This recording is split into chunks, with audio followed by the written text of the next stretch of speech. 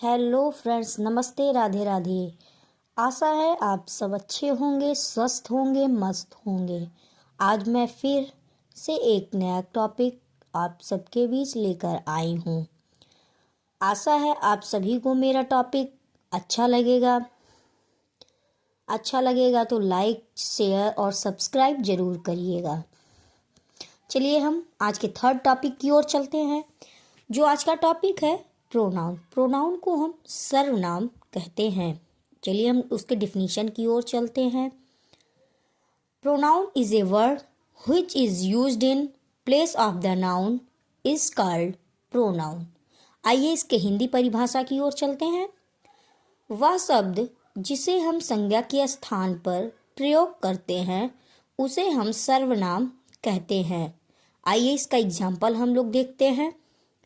I, we, you, they, he, she, it, etcetera ये सारे pronounce के एग्जाम्पल होते हैं। चलिए हम इसकी टाइप की ओर चलते हैं। टाइप्स ऑफ प्रोनाउन, सर्वनाम के प्रकार। The type of pronoun, there are 9 type of pronoun.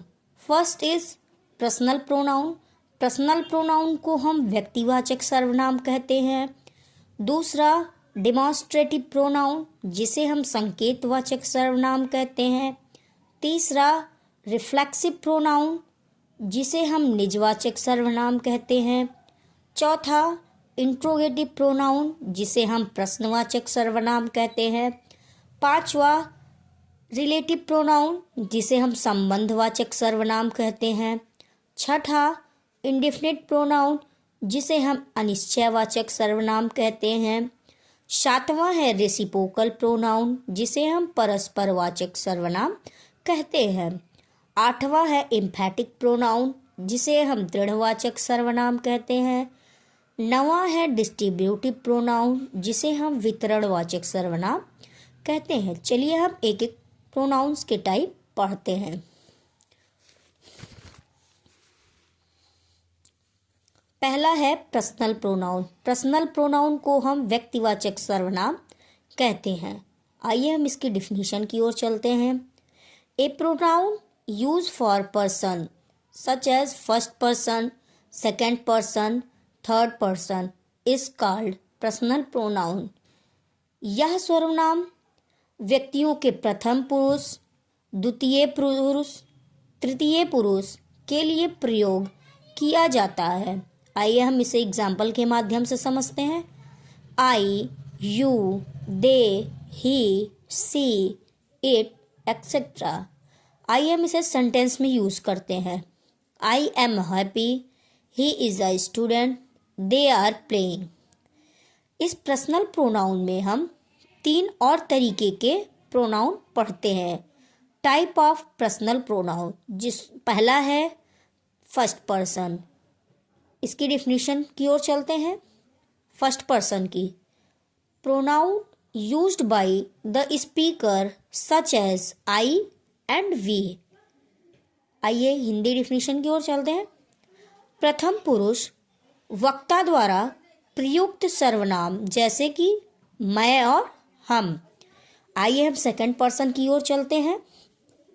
Second person है pronoun used for the person being addressed the listener such as you and do।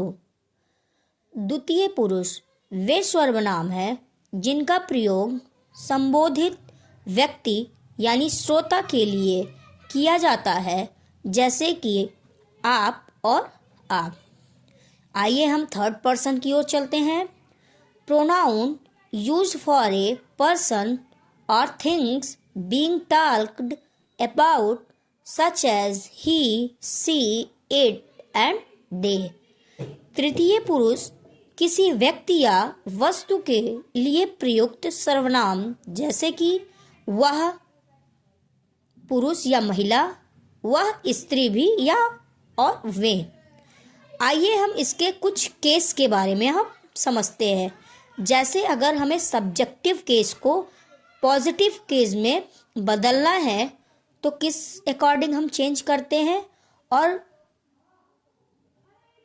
Objective case को positive नहीं, objective case को possessive case में कैसे बदलते हैं। जैसे कि आई हमारा सब्जेक्टिव केस है, तो हमें उसे ऑब्जेक्टिव केस में मी में बदलना होगा और मी को पॉजिटिव केस में माई और माइन में बदलना होगा। आशा है आप लोग इस सभी चार्ट को याद कर लेंगे। ये बहुत ही इम्पॉर्टेंट चार्ट होता है। सब्जेक्टिव को ऑब्जेक्टिव केस में, ऑब्जेक्टिव केस को पॉसेसिव केस में कैसे चेंज किया जाता है। आइए हम दूसरे प्रोनाउन की ओर चलते हैं। दूसरा प्रोनाउन है डिमॉन्स्ट्रेटिव प्रोनाउन।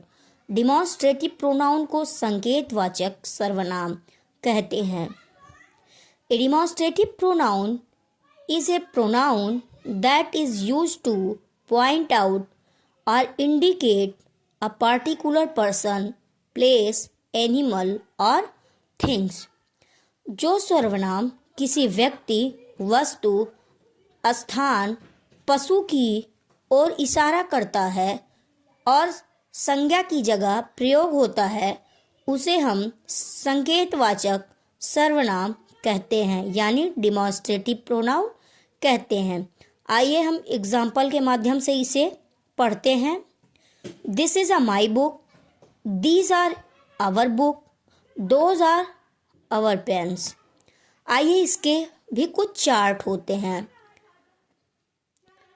आइए डिस्टेंस, सिंगुलर मीन्स एक कोई व्यक्ति, प्लूरल वो बहुत कोई चीज़। चलिए नियर मीन्स पास। अगर पास की वस्तुएं हैं तो सिंगुलर में उसे हम दिस का प्रयोग करते हैं, दिस मतलब या। और अगर वह प्लूरल है तो दिस का प्लूरल में दीज में चेंज हम कर देते हैं। अगर वह कोई चीज़ दूर है यानी फार है तो उसे उसके लिए सिंगुलर में दैट का प्रयोग करते हैं और प्लूरल में उसे दोज का प्रयोग करते हैं। आइए हम तीसरे प्रोनाउन की ओर चलते हैं। तीसरा प्रोनाउन है इंट्रोगेटिव प्रोनाउन, जिसको हम प्रश्नवाचक सर्वनाम कहते हैं। The pronoun which is used in asking question is called interrogative pronoun. जिस सर्वनाम का प्रयोग प्रश्न पूछने हेतु होता है उसे हम प्रश्नवाचक सर्वनाम कहते हैं। एग्जाम्पल के माध्यम से, what is this, which is your book. Interrogative के कुछ इंपॉर्टेंट वर्ड्स होते हैं जो 5 मैक्सिमम होते हैं। Who, whom, whose, what, which। चलिए आप लोग इस चार्ट को भी देख लीजिएगा और इसे याद कर लीजिएगा। आइए हम चौथे प्रोनाउन की ओर चलते हैं। चौथा प्रोनाउन है रिफ्लेक्सिव प्रोनाउन, जिसे हम निजवाचक सर्वनाम कहते हैं। रिफ्लेक्सिव प्रोनाउन को खुद के लिए या स्वयं के लिए बताने वाला चीज़ है या बताने वाले प्रोनाउन है। चलिए हम इसके डिफिनीशन की ओर चलते हैं। A reflexive pronoun is a pronoun that refer back to the subject of the sentence and shows that the action is done by the subject itself। जो सर्वनाम वाक्य के कर्ता यानी सब्जेक्ट की ओर वापस संकेत करता है और यह बताता है कि कार्यकर्ता ने स्वयं किया है, उसे आत्मवाचक सर्वनाम यानी रिफ्लेक्सिव प्रोनाउन भी कहते हैं। आइए हम एग्जाम्पल के माध्यम से समझते हैं। जैसे myself, yourself, himself, herself, itself, ourselves. Ourself में ये प्लूरल है इसलिए इसे आवर सेल्फ्स लिखा गया है। Yourself, themselves. चलिए इस चार्ट को भी आप लोग रीड कर लीजिएगा और इसे याद भी कर लीजिएगा। कोई भी सब्जेक्टिव प्रोनाउन को अगर रिफ्लेक्सिव प्रोनाउन में चेंज करना है तो कैसे चेंज होगा। आई को माई सेल्फ में चेंज करते हैं, वी को आवर सेल्फ में चेंज करते हैं, यू को योर सेल्फ में चेंज करते हैं, ही को हिम सेल्फ में चेंज करते हैं, सी को हर सेल्फ में चेंज करते हैं, इट को इट सेल्फ में चेंज करते हैं, दे को देम सेल्फ में चेंज करते हैं। आइए हम पांचवें प्रोनाउन की ओर चलते हैं जो कि है रिलेटिव प्रोनाउन। रिलेटिव प्रोनाउन को हम संबंधवाचक सर्वनाम भी कहते हैं। A relative pronoun is a pronoun that is used to join two parts of a sentence and give more information about a noun or pronoun। जो सर्वनाम वाक्य के दो भागों को जोड़ता है और किसी संज्ञा या सर्वनाम के बारे में अतिरिक्त जानकारी देकर उनसे संबंध स्थापित करता है, उसे हम संबंधवाचक सर्वनाम कहते हैं। आशा है आप सभी को समझ आ रहा होगा। आइए हम एग्जाम्पल के माध्यम से समझते हैं।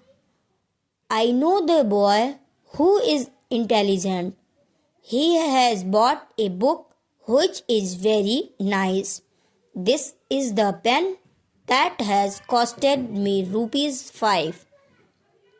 आइए हम छठे प्रोनाउन की ओर चलते हैं जो कि है इंडेफिनिट प्रोनाउन। इंडेफिनिट प्रोनाउन को हम अनिश्चयवाचक सर्वनाम कहते हैं। An indefinite pronoun refer to a person और thing that is not specific और नॉट एग्जैक्टली नोन। जो सर्वनाम किसी व्यक्ति वस्तु का नाम स्पष्ट किए बिना सामान्य या अनिश्चित रूप से कोई कुछ किसी भी सभी आदि का अर्थ देता है, उसे अनिश्चितवाचक सर्वनाम कहते हैं। चलिए हम एग्जाम्पल के माध्यम से हम समझते हैं। जैसे someone, anyone, everyone, nobody, something, anything, everything, none, many, few, each, either और नाइदर। चलिए हम इसको सेंटेंस में यूज करके बताते हैं इंडेफिनिट प्रोनाउन को। Nobody come to see me. दूसरा है none of them can do this work. तीसरा है one should do one's duty. Some says yes and some says no. आइए हम सातवें प्रोनाउन की ओर चलते हैं जो कि रेसिप्रोकल प्रोनाउन है, जिसको हम परस्परवाचक सर्वनाम कहते हैं। The pronoun which express mutual action और relation is called reciprocal pronoun. परस्पर क्रिया या संबंध बनाने वाले सर्वनाम को परस्पर संबंध सूचक सर्वनाम कहते हैं, यानी रेसिप्रोकल प्रोनाउन कहते हैं। Each, other, one, another. Example के माध्यम से the twins looked at each other.